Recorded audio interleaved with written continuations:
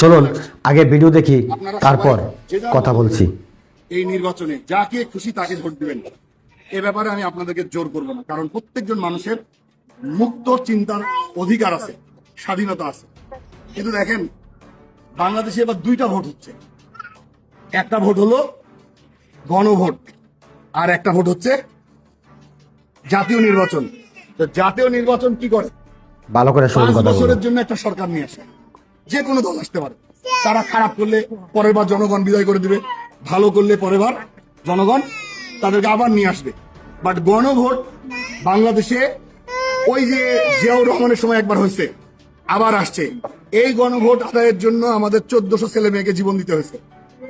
এই গণভোটটা যদি আমরা কোনোভাবে বাস্তবায়ন করতে পারি, হ্যাঁ ভোট জিতাতে পারি, তাহলে আমাদের বাংলাদেশ আগামী 50 বছরের জন্য সোজা হয়ে যাবে ইনশাআল্লাহ। আপনারা বুঝবেন না কিভাবে সোজা হয়। সোজা হবে, সংশোধন হবে, সংস্কার হবে। বাংলাদেশে পুলিশকে কেউ রাজনৈতিকভাবে আর ব্যবহার করতে পারবে না। কেউ ফোন দিয়ে বিচারককে বলতে পারবে না অমুক রায় দেন। বিচারকের নিয়োগ আর রাজনৈতিক দলগুলো দিতে পারবে না। পুলিশকে ইচ্ছা মতন রাজনৈতিক দলগুলো বদলি করতে পারবে না।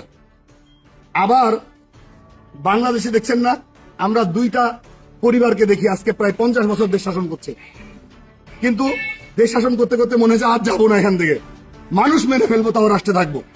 কিন্তু এবার বাংলাদেশে একজন ব্যক্তি 2 বারের বেশি আর প্রধানমন্ত্রী হতে পারবে না। গণভোটে হ্যাঁ জিতলে এটা বাস্তবায়ন হবে। দলের যে প্রধান হবে সে রাষ্ট্রের প্রধান হতে পারবে না, রাষ্ট্রের যে প্রধান হবে সে সংসদের প্রধান হতে পারবে না। একটা আউটস্ট্যান্ডিং কাজ হয়ে যাবে বাংলাদেশে। এবং আমি শুধু একটা কথা বলবো, অবশ্যই আপনার বিবেচনায় যাকে ভালো লাগে সরকার গঠনে ভোট দিবেন, কিন্তু কেউ যদি আপনার বাড়িতে এসে বলে নাতে ভোট দিও, ওকে আর ভোট দিবেন না। মনে করবেন এটা হচ্ছে রাষ্ট্রে আবার স্বৈরাচার কায়েম করার জন্য তাদের এই ফন্দি। কোন সুস্থ মানুষ, বিবেক সম্পন্ন মানুষ না ভোট দিতে চায় না। যারা জুলাইয়ের রক্ত দেখেছে, ভালো করে শুনুন যারা কথাগুলো।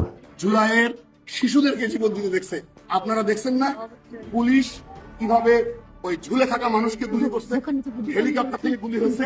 আমাদের দেশে আর এরকম ভাবে মানুষ জীবন দেখ, আপনার সন্তানরা জীবন কি শেখ মুজিব পরিবারের কেউ দিয়েছে? জিয়া পরিবারের কেউ দিয়েছে? ওই ওই হচ্ছে অধ্যাপক গোলাম নিজামী মুজাহিদের পরিবারের কেউ দিছে? জীবন দিছে জনগণ, রিক্সাওয়ালা, ভ্যানওয়ালা, বস্তির লোকের উপরে গুলি চলেছে। তাহলে আমরা চাই এমন একটি বাংলাদেশ গড়তে যে বাংলাদেশে আর কোনো বৈষম্য হবে না। পিএসসি কমিশন আপনারা জানেন বিভিন্ন সময় ধরা পড়ছে, ওই যে বিভিন্ন রকমের নকল, আগে পরীক্ষার প্রস্তুতি দিয়ে দেওয়া। বিসিএস এর মতো একটা বাংলাদেশের সবচেয়ে কঠিন পিএসসি কমিশন সরকার থেকে আলাদা হয়ে যাবে।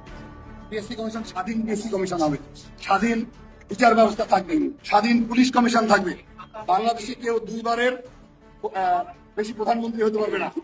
তারপরে আমাদের দেশের সবচেয়ে বড় সমস্যা হচ্ছে কি জানেন, এখানে মনে করেন আপনারা 30% লোক একজনকে ভোট দিলেন, সে সর্বোচ্চ ভোট পাইলো, কিন্তু আর একজন 25% ভোট পাওয়ার কারণে তাদের আর 5 বছর কোনো অংশগ্রহণ থাকে না। এবার ভারসাম্য হবে, কিছু ক্ষমতা বিরোধী দলের হাতেও থাকবে। আপনি 30 জন ভোট দিছে বলে 25 জনের ভোটকে কি অবৈধ করতে পারেন?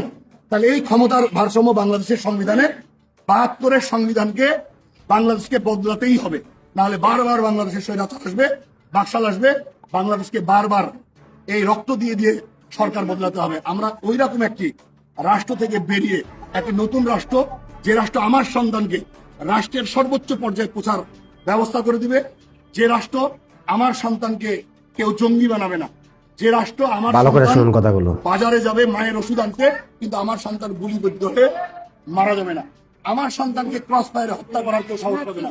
আমরা ওই রকম একটি রাষ্ট্র করতে চাই। তাহলে সেটা করতে চাইলে অবশ্যই আমাদেরকে গণভোটে কি দিতে হবে?